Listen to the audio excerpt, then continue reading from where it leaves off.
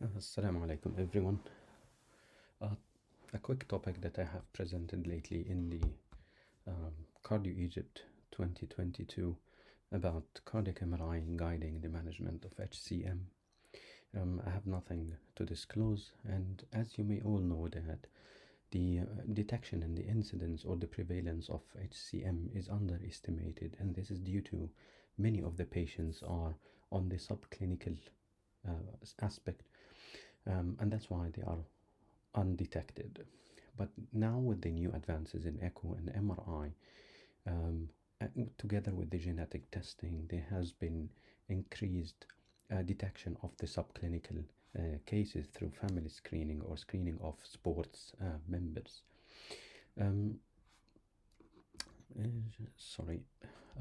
Those are some of the topics that are the main points that MRI play a crucial role in the management of HCM. So let's start with the diagnosis and the phenotypes. 15 millimeter wall thickness in absence of a family member, or 13 millimeter wall thickness of the septum in presence of not necessarily a septum, so wall thickness 13 millimeter in presence of one of the family members first degree positive or positively diagnosed as HCM. In children, body surface area and calculation of that scores is important, or 13 millimeters wall thickness is also considered abnormal in children. MRI, of course, is the gold standard in measuring, due to the high resolution, in measuring wall thickness and wall mass. And easily CMRI could see the distribution of the wall thickness, whether it's asymmetrical, apical, or symmetrical.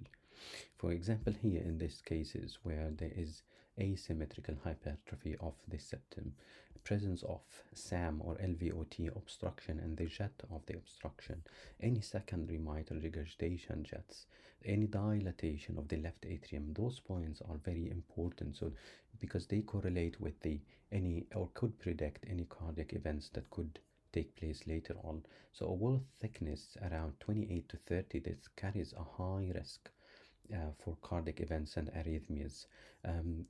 LVOT and obstruction and SAM also are high risk and could cause cardiac events or even sudden cardiac death.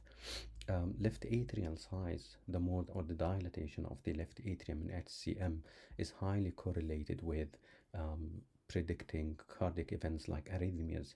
One of the most common arrhythmias in HCM is atrial fibrillation due to left atrial dilatation. MRI also could detect and describe atypical forms, for example, the HCM in the apical form or apical HCM, where jailing of the apex could happen, which leads to dilatation of the apex. Aneurysm of the apex is one of the factors that's highly correlated with cardiac events and cardiac arrhythmias. Here is another example of atypical HCM where the hypertrophy is on the anterolateral wall. Here's the video. As you may see,